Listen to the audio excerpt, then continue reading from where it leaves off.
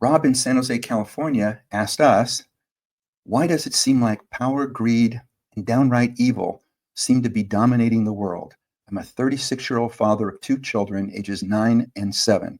I try to keep them from the news channels, and yet they still hear things and ask questions like, why would God let all of these terrible things happen? I'm at a loss as to what to tell them. Why don't we start with Rob in San Jose's questions? I think he had a uh, very powerful question that I think many people are asking these days, and even his children are asking. What would you say to them?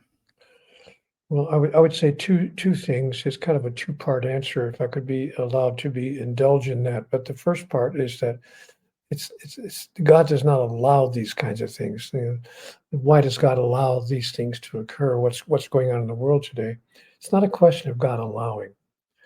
God chooses to grant to this species of sentient beings, and for that matter, to all sentient beings in the cosmos. There are other intelligent forms of life on elsewhere in the universe, as we are all suspicious and suspect is Right. true. So, but God allows, all sentient beings to create their own reality, and then gives to those sentient beings the power and the ability. We call that power metaphysics, but the power of thought, if you please, Mm-hmm. to create our own future.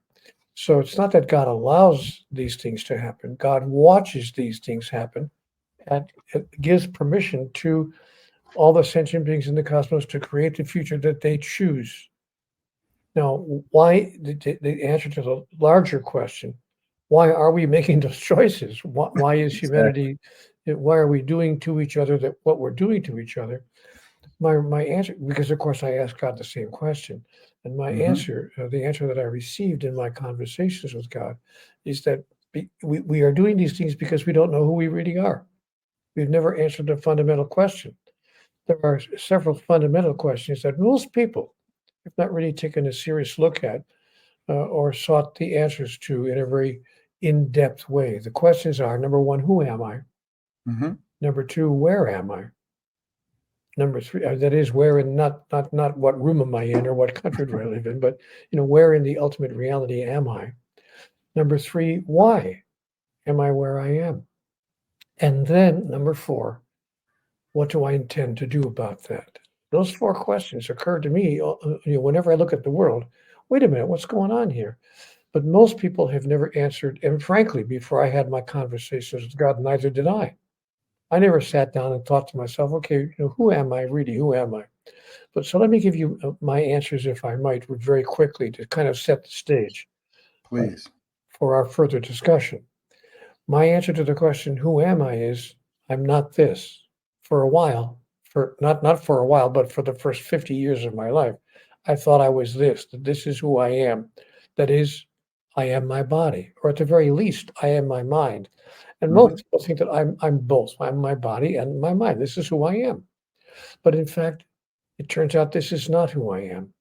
These are simply tools, pieces of equipment, if you please, being used by who I really am. And who I really am is a spiritual entity. It turns out that I am a spiritual being that many religious denominations call a soul.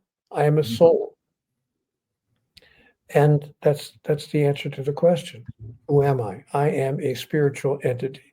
Question number two, where am I? I'm in the realm of the physical. I'm told that there are three realms in the kingdom of God: the realm of the spiritual, the realm of the physical, and the realm of pure being, which I'm told is the two other realms combined, or what we might call, if you please, paradise or nirvana or heaven. Question number three, why am I where I am?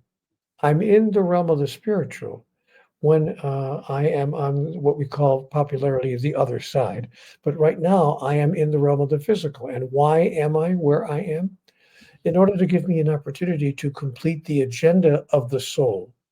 My understanding is, Alan, that the soul does have an agenda, and that my agenda is I've come to the realm of the physical in order to experience, through the demonstration thereof, who I really am.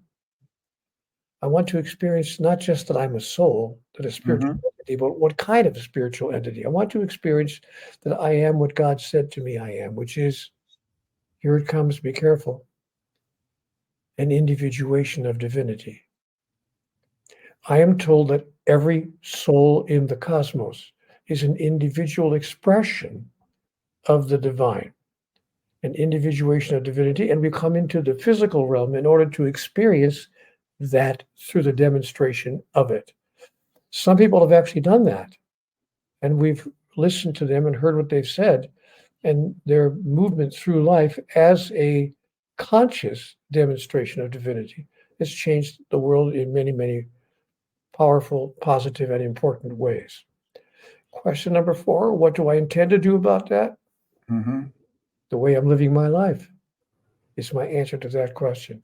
I am answering the question every moment of my life, even as I'm doing right now on this program with you, Alan. So what do I intend to do about that? Watch me tomorrow. Well, and I absolutely love that. I have, I've said for many, many years the same type of thing, and did so with my own children. Was to model what it is, what it is to be a godly person, and so I like that part. Um, Or as Gandhi is reputed to have said, be the change you wish to see in the world. yes. If you like this clip and you want to watch another, click here. If you want to watch the whole episode, click here.